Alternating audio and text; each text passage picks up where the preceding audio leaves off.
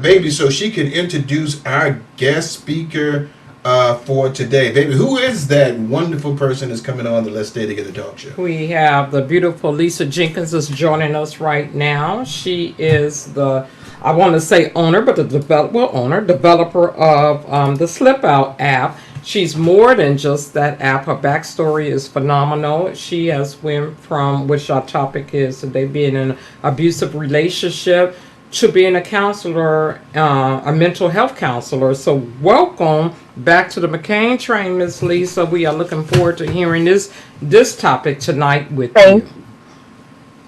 Thank you, guys. How you doing? We are doing good.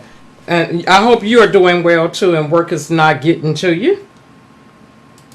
Doing well, thank you. Okay. So, babe, do you want to lead it off, or you want me to go ahead? I don't know what to lead off because I don't know what you I just said the topic. Okay, well, is she gonna talk? Don't be trying to put me on the spot. Look I'm trying to put him on the spot, Lisa. Put me on the spot, correcting me and stuff like that. Something wrong with you. See, y'all miss all of this bantering that we do. But anyway, babe, welcome back on the McCain train and talk to us about your journey, because I was saying earlier with you, it's a beautiful thing that a person could share themselves even when they went through the trenches, and you don't want to, after you go through what you probably experienced, you don't want to share and do this and let people know a lot of stuff, but you open up your heart to do that. So talk to us about your journey.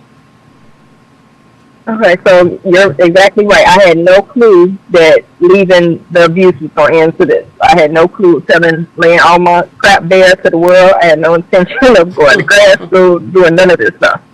But just in the midst of, through my healing, I began to unpack, how I ended up in an abuse relationship, why my childhood was how my childhood was. Mm-hmm. And just getting stronger, and realizing that I was not the only one dealing with any of those issues, that I guess it just was led to help others, because I thought I was going through those things alone. But then as you start talking, you learn that a lot of other people deal with similar or the same things. And I had to come out of my traumas alone. And that's extra hard to do. So I just want to be a help to others that, can, to show them they can do it too.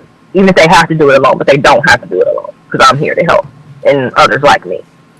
So, Lisa, you said you were able to see this through your healing. Talk a little bit about that, because a lot of times when people are going through some trials and tribulations in their lives, they're not really prepared to discuss that. So how did going through the healing process help you to open up a little bit more to help others?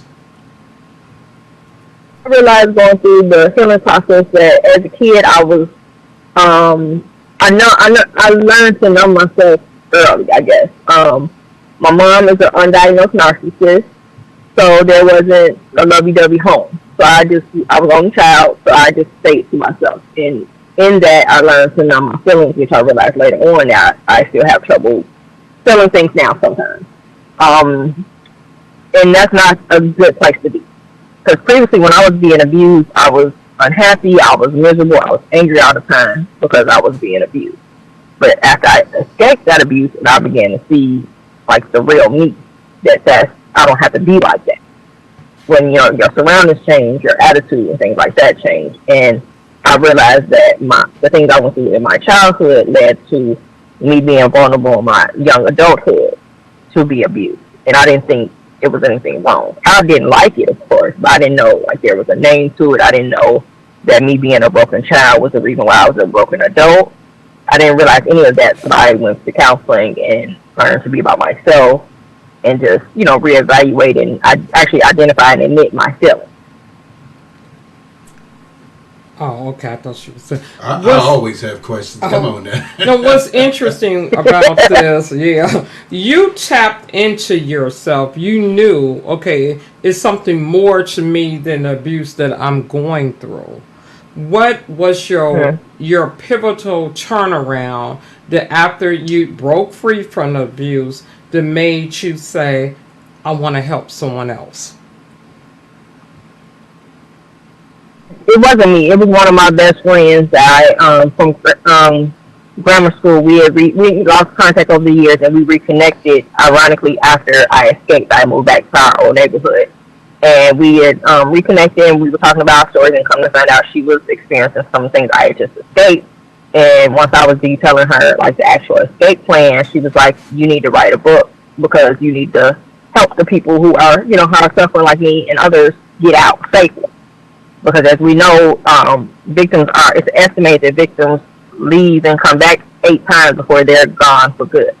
Did you So just she's like, say if you 8 times? yeah, it's statistically it says victims leave 8 times. I don't know. I mean, I could see it, I guess, but I was like, I had that one time, so it wasn't gonna be 8 times for me.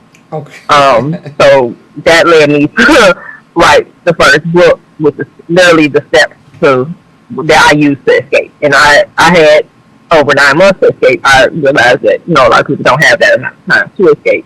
But even with that being said, my steps can still work, even if you do have to apply them in a shorter period of time. So, Lisa, you said something about, you realized that there were certain things that was happening in your family that caused you to be in the situation that you was in. And so I'm looking at that like generational curses that people see, the pattern happens over again and goes from generation to generation. And then you mentioned that people are usually there for 8 times. They go back 8 times. And so that seems like, that generational curse or that curse, is holding on to them. Talk a little bit about breaking that curse. What is it? What do you tell a woman who, you've been back 3 times and you're going back again? What is the breaking point of that curse that you can speak to a woman right now and tell them this needs to stop? Well, let me just say, unfortunately, nothing I say can make the difference for a victim leaving. Victims have to want within themselves to leave. I can talk all day long and tell you to get out and I'm going to help you and all that, but until you're ready, you're not going to go. But to the victims listening, I will say there is help, there is life after abuse, and you do not have to take this because the person that is abusing you does not love you. They might claim to love you, but the things that they are doing is not love. And once you start loving yourself, you'll realize that. And I totally agree with what you're saying. And what I try to do in a lot of cases is put myself in the position of that person. And so I'm feeling vulnerable right now, and I do feel like this person should love me. They said they love me, and so I don't have anything else. I'm just trying to figure out what makes that person decide to go back to abuse when they're free from it. I mean, is it? They think that. Yeah, I'm sorry. Let me cut you off. They think, well, the things that they've been told by their abuser continues to play in their head. You'll never find anybody like me. No one ever wants you because you have X amount of kids, or you don't work, or any of the many lies that the abusers tell us. And again, if they came from abuse at home, oh, my grandmother survived that, or my dad used to hit my mom, it was fine. My brothers, so it's all of that. And generational curses continue because people continue, oh, just because they did it, I'm going to keep doing it. It could be the most dysfunctional crap in the world. And they know it's wrong, but because 8 people in their family did it before, they think it's okay. Or they think that they can't, they don't deserve anything different because their family does it. You know what I mean? So it's like, it's so deep, and I wish I could tell people how to do it. I don't know how I did it. I just decided when I was becoming a mother that I didn't want my kid to feel the same pain I felt. It was just that simple for me. Not simple, but that was just how simple it was. I was like, she's not going to feel this. And whatever I got to do is what I got to do. Yeah. I mean, if you had a magic word or something to help them, you'd be probably one of the richest persons in the world because you never can really tap into a person's mindset, and why they're doing that. And that's where I want to go, and I know you can't go there. It just what amazes me. I'm gonna let my babe talk in a second. Is that we talk about sometimes in the show when blacks were freed from slavery, a lot of them went back to their slave owners because they didn't know anything else to do. That's all they've ever done in their lives. And so when you look at the situation of the person being abused, they go back to their abuser because they don't know anything else. And it's hurt. Exactly. It's very hurtful when you say that, but it's just a pattern of a mentality. We go back to what we're familiar to, expecting hopefully that it'll change. And Absolutely, you said a very important thing. We know he's getting with the abuser. So again, it's comfortable. We know he's familiar. She is familiar. We know what we're getting. We don't know what we're getting in this shelter. We don't know what we're getting in this new life. So I'm gonna stick with what I know. She is beating me, stealing my money, treat me like garbage. But I know what I got here. Absolutely, why they say. It's absolutely why I say, because I knew I knew this person here versus the outside world. Yeah. And not saying I don't know if I ever thought I couldn't do it alone, but again, I left one narcissistic home to go to another. I couldn't go back home. Oh. So I had to figure it out. And unfortunately, figuring it out led to me being in that situation for that amount of time. So a lot of people, they're embarrassed. It's several different reasons. But it's mainly because they know the monster that's in their home, and they just feel like they can deal with it, and they'll be okay. That's interesting. So in the realm of you going from home to home, getting yourself together, talk to us about how you decided, I don't want this for my daughter. I'm going to go and get my degrees and study up on some stuff where I can help someone. How did you have time in between that to go to school? My daughter was 18 when we left, so she's been grown and away at college for the whole time I was healing. And I can't even say I was in control of it, because every book I wrote, every certificate I got, anything I started going to school for, it just was God pushing me. Because when I did the app, and then I just have this thing everything I do, I just want to do something better or more. So when I did the app, I was like, before I even did the app, I was going to do a part 2 of the first book, which was include additional steps on how to get out and how to heal. But then I was like, no, I don't want to do a part 2. It got to be something bigger. That's how the app came. And I think the app came actually a year after I started grad school. So my rationale for going to grad school to be a mental health counselor, which was a total change of career for me, was that I knew I had the personal knowledge and experiences to help victims and survivors of toxic situations, but I wanted the technical and clinical terms to really make sure I was doing the best job I could do to help them. So once again, ladies and gentlemen, I feel like a lot of the agencies that help people escape, and I'm not knocking anybody because they're doing what they have their calling to do, but a lot of the situations, they help you get out, but then they kind of forget about you. So the healing doesn't start right away. Me and probably a million other victims thought that once they moved and got a new house, new city, new apartment, whatever, that they were totally fine. That is absolutely not the case. I was fine for 6 months, and then I started having nightmares.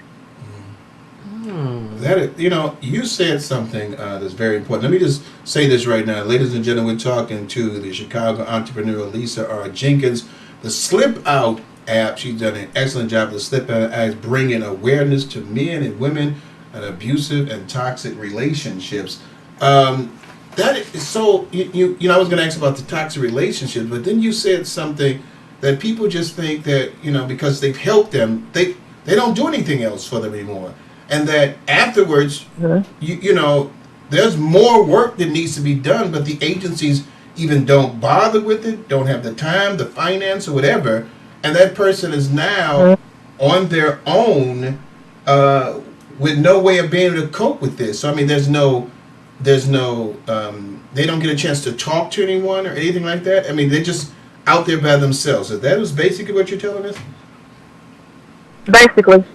That is basically it. I have PTSD. I have anxiety. I've been gone 9 years. I've been out 9 years. My I was diagnosed with PTSD 6 months. 6 months after we left. But then I recently, maybe within the last 2 years, I have anxiety. I still have triggers. I still have, I still recall things that happen every now and then. So it's an ongoing process. It does not stop. it's an ongoing thing. But like you said, due to lack of resources, several different reasons. The stigma surrounding, especially in the black and brown communities, surrounding mental health. That's why victims and survivors are continuing to basically be victims. Not saying they're being victims themselves, but they don't know where to get the help, or the help is not available. But the healing is ongoing. But without professional help and guidance, they will not get there. Is that one of the reasons why you decided to be a mental health counselor, to help guide them? Yes. Okay. Yes, absolutely. Yeah, it's a lot. Like you said, we don't think about, it's like, oh, she got out. Okay, then the question is, now what? Like you said, you're still having triggers of everything that's going on. You just cannot forget that. That's just like somebody really went to war in the service and everything. You don't come back and say, well, you ain't fighting no more. You should be over it. No, you're not over it. I mean, you're healing. And it's always a consistent healing, the things you have to do. And I'm so proud of you for doing this. So when you decided to become that mental health counselor, is this working with battered people, or is it mental health working with the problems that, mental health issues that arise that's non-domestic violence? Yes, it's a bit of both, because unofficially, officially, me and some other groups of women, including Lisa Jenkins, that you talk to every third Tuesday, we help victims escape. So when a lot of it is word of mouth. People contact us that need help escaping, and we make it happen. Versus whether that's putting them on a plane to get them to their families, putting them in a rental car, whatever, or just getting them placed into the shelter. So we physically help them get out. And then we physically, if they need clothing and personal care items, things like that. Rihanna's Treasure Gift handles that. And then also on the other side of that, I do provide mental health services. My targeted population is kids, adolescents, and young adults, because our kids are broken, and I want to help as many kids as I can. I know I can't save the world, I wish I could, but become healed before they become adults. So they're not continuing the cycle of being broken kids to broken adults. So that's my target population. I deal with kids and teenagers. And that's something that we don't really talk about as much when we talk about abuse and stuff like that. We never really talk about the kids who are involved or see the abusive relation. That's kind of like the generational curse, because they see that as normal, and so they get into relationships as a female thinking if a man hits them, that's part of the relationship, or the guy feeling hitting that woman should be something I do because I saw it at home. Do you see a lot of that? And how do you work with children who have been in abusive relationships and see something like that? Well, unfortunately, and during the times that we are in now, it's not so much domestic violence, but it's so much gun violence and death. So a lot of their trauma is that. It's seeing, their parents being killed, their friends being killed, they've been shot at, things like that. So several different, levels of trauma that they're dealing with. And